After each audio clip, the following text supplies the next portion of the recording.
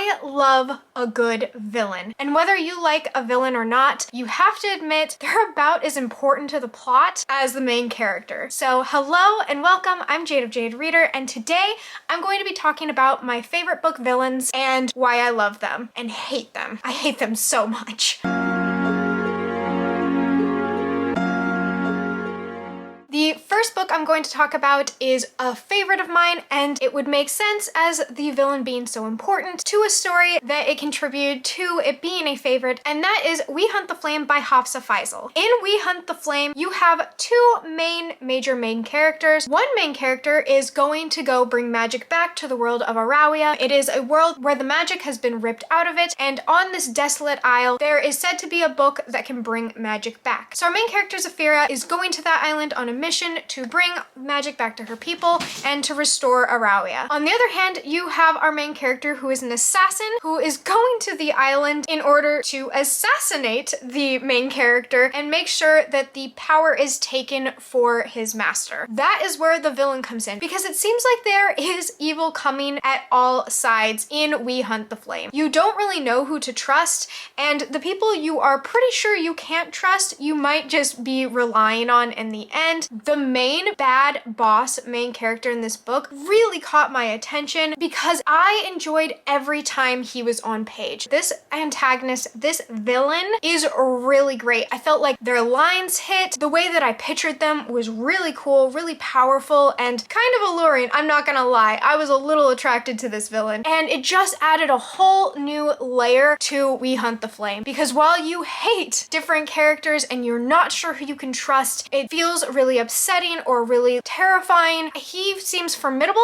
he seems like he cannot be easily conquered, and you're kind of turned on. It's real confusing, and We Hunt the Flame is just a fantastic first example of what a good villain is, and that is one who has a lot of presence on page, who you feel both pulled towards and want to run away from, and a killer description. And this big bad has all of those things, so that's why We Hunt the Flame is on this list for a fantastic villain. Next up is the Winter Night trilogy. The Winter Night trilogy includes The Bear and the Nightingale, The Girl in the Tower, and The Winter of the Witch by Catherine Arden. I will say there are quite a few different villains happening in this book as well, which I think also adds to the appeal. I don't want to just put all of the blame on one big bad. I prefer to have several bads all over the place, and you just conquer one at a time or fail because they're the main character, and that's gotta happen too. But there is a particular villain that I really like in this book, and it is not the priest. But I don't believe I'm spoiling anything because it's part of the synopsis and part of the title, and that is the bear. I really love the fact that this god is just like the god of chaos. He might actually even be the god of chaos, I don't quite remember. And he really did shake things up for both the love interest, for the overall plot. You find out while he is playing a major part of this book,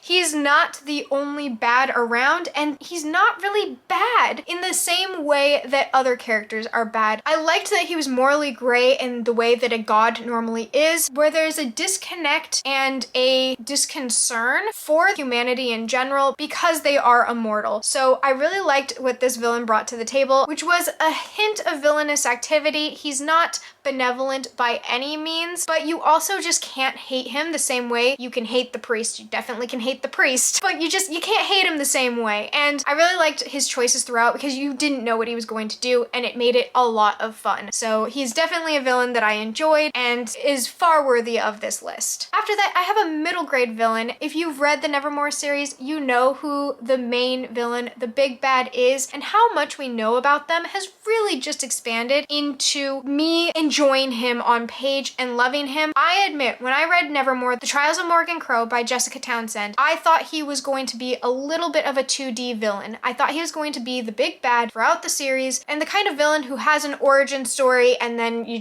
understand he's bad and that's just the end. Instead, Jessica Townsend doesn't do anything simply, and every character has a background, every character has dimensions and facets to their personality, and I love the slow understanding you are gaining of this character. I would say in Hollowpox, you get the largest expansion of this character's personality, and at the end of the book, I really was actually torn on how I felt about this villain. And if he was a villain at all, or if there's something larger going on. He made me question if he was a villain or not, and I can't tell if that's the expertise of Jessica Townsend, but I was confused at the end, and in a good way. A way that makes you really impressed with the villain's personality, and I found myself laughing at some of his jokes and then cringing after because I know I'm supposed to hate him, but I don't hate him as much as I should. A villain I just hate. He's done really well. I hate his guts. Is the villain in the Arc of the Scythe series by Neil Shusterman. I hate this guy. I hate him with my whole heart and soul. In the Scythe series, you have a dystopian flipped on its head. It's a utopia, and everything has been conquered. All problems have been solved, including death itself, which is why you have scythes who deal out death in a strategic and statistical way based off of numbers and making sure there's not population growth. When two teenagers are pushed into this world of scythedom, they find out that there is a lot more complexity to their world, and then your mind is just blown if you read this entire series. I swear. This is also another top 3 series, and again, I have to give props to the villain. The larger construct of what an antagonist is really is torn apart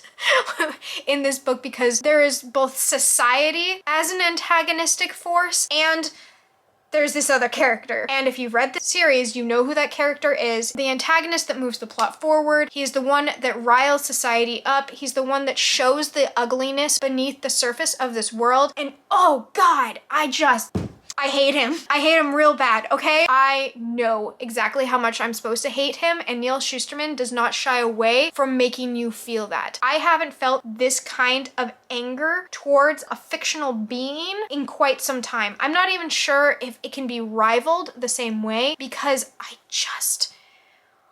ooh, he gets my blood boiling like nothing else. I'm rattled by him. I can't stand his name. I can't stand what he stands for. And while he has a warped sense of what he's going for, he's not just a black and white evil. He is the closest you can come to evil while still believing that there are shades and nuances in between. Hate this guy. Very well written. Read the Scythe series. For some lighthearted villainship or antagonistic behavior, I have the robot from the Saga series. This is a graphic novel series, and I have to say, I've actually been much pickier with graphic novels having read the Saga series. This is definitely an adult graphic novel series. It does have material that is explicit, and I mean, this robot gets into just as much explicit behavior as any other character, but he is so funny. You really don't know what this character is going to do the entire time. It almost has, and I mean this in a real weird, like, subtle way, he almost has Team Rocket vibes, where you love Jesse and James from Pokemon, unless you don't watch Pokemon, which is fine. You have this character and you just, every time he shows up, you're like, oh great, this guy again, and you love him. You adore him. I adore him anyway. He has a background, he has a family, you get his entire story arc throughout. I just feel like every one of his lines hits, so you're like laughing along with the villain, which makes you feel really villainous. I will just say, some of the times when I was laughing, I didn't feel good about it. I felt evil. And that's what this character makes me feel. He makes me feel like I want to join the big bads, like I want to be one of those villainous characters until you don't. But the point is I really love Prince Robot. I think the 4th from the Saga series. Fiona Staples and Brian K. Vaughan created the series, and their sense of humor is like top notch, and they don't just save that for their protagonist. They make sure that there is plenty of material for the antagonist to play with, and yeah, he's solid. Moving on to the Raven Cycle series by Maggie Stiefvater. I've talked about the Raven Cycle series enough. I feel like not only is it a really well known and really popular series, if you want to know more about the series itself, I'll link it up there to my favorites video where I go into it. There should be timestamps. If there's not, I am deeply apologetic, but Raven Cycle series is really fantastic. It has so much dark humor and just every line hits when it's supposed to, and you're not even sure if you're supposed to be laughing, and that is definitely how I felt about the Green Mantles. I'm not going to say which one because I really do think that they're a pair, and while they're mentioned in book 1, they really do have a stronger presence in the later books, but I don't feel like it's a spoiler. You're supposed to know. And there's lots of villainous characters, or I would say gray characters in the Raven Cycle series that I really enjoy, but these characters really stood out to me as just like being fun. I have a lot of fun with the Green Mantles. I hate them. I really don't like them. Also, I like laugh at all of their things. They have some great one-liners and their bickering is like next level. The Green Mantles definitely make the list. While they're not like the highest on my list, the Raven Cycle series in its entirety does really great villains. Any antagonistic force that comes across these characters' paths, I enjoy. Yeah, so the Raven Cycle series definitely has to make this list because Maggie Stiefvater is a pro at creating characters in general, and her villains get just as much love as her main characters. Next up, I have a little antagonistic force called Minya from Strange the Dreamer by LAINI Taylor. Strange the Dreamer is a super popular series, and I'm not going to talk about Minya a lot because I actually have a Strange the Dreamer review where I actually go into my thoughts on Minya specifically. There's a whole video dedicated to this topic, but she had to make the list because she is such an important character to the series and really an important character when talking about trauma, PTSD, and childhood trauma specifically. There's so much psychology and science backing the way Minya is throughout the duology that I have to give props where props are due. I love Minya in the way I love a lot of the children I work with who are coming from a traumatic background or experience where they might be a bit unruly in their behaviors. They might do things that you would consider unforgivable, but Minya helps you realize that those things are not just as black and white as some people would let you believe. And if you really open up to the idea that every character has a background, has a story, has a reasons for the things that they do, I think Minya does a phenomenal job of showcasing that. So, Strange the Dreamer by LAINI Taylor. I mean, the reason why these books are popular, I'm telling you, it's the villains. Hail the romance, love the main characters all you want, but villains help make a story flow. They make a story have tension, and Minya creates so much plot tension and obstacles. She is an artiste in the antagonist community, and I would just be at fault at not mentioning her. Now, it's going to be hard not to spoil this book while talking about villainous characters, so I'm going to give you a synopsis and then just speak really subtly about the main antagonist in The Wicked Deep by Shea Earnshaw. In The Wicked Deep, you have the Swan sisters who are labeled as witches back in the early 1800s in a small town called Sparrow on the coast of Oregon. And this entire book just feels so atmospheric and so wonderful. I just had a wrap up that I will link up above in which I talk about it more. But as far as villains go, the Swan sisters rise up from the sea every summer, and throughout the summer all the way until the solstice, they possess a female body and lure boys into the sea to be drowned. The way Shea Earnshaw writes this book, you really can't help, like, there is no way to avoid having empathy for the antagonists here. The Swan sisters are cursed, were accused of witchcraft, and lost their lives because of it. Coming from a background in witchcraft, I really do struggle with these types of stories because it is just so frustrating and so awful that people actually did lose their lives for practicing witchcraft. And in this book, you really do get frustrated with the town and the fact they're still dealing with witchcraft in that same way. There are still kind of witch hunts throughout the town of like which girls might have been possessed. The teenagers are teenagers in every aspect of where you're not fully in love with them, but you don't want them to die. You see where the Swan sisters are coming from, and by the time you reach the end, it rips at you because there is no way for this book to actually have a stellar happy ending. No matter what, there had to be a bittersweetness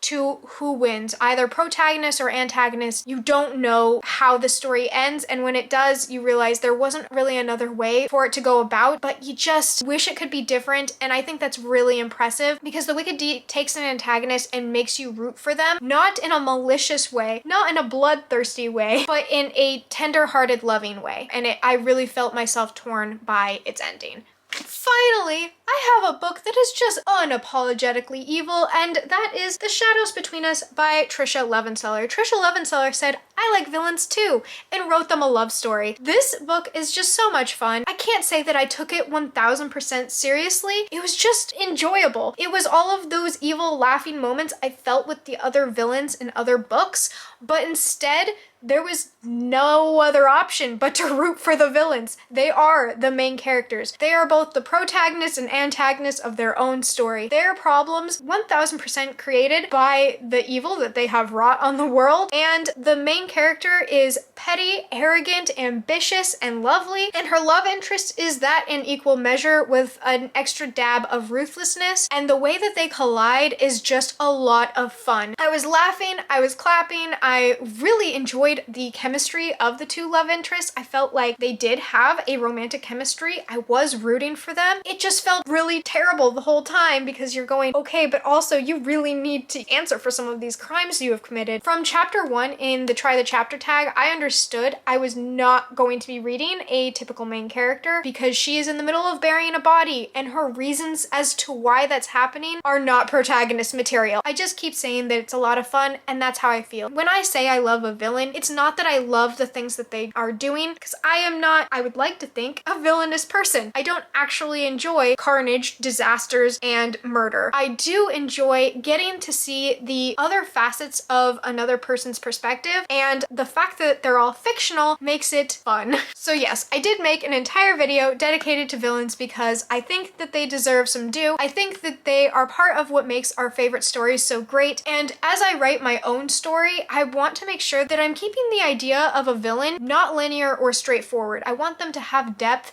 and sometimes when a villain has depth, that means you're gonna have to realize they're not all evil and that there has to be parts you love about them, or they're not real people. So I felt like this was the perfect season to do this. I hope you enjoyed. Please let me know some different villains you enjoy. Is there a villain out there that makes you laugh? Is there a villain out there that you can't help but empathize with? Or heck, are you rooting for that villain and you're up against your own protagonist? Regardless if you let me know your villainous hot takes or not, I hope you are enjoying the sun or more stars wherever you are, and until next time, bye!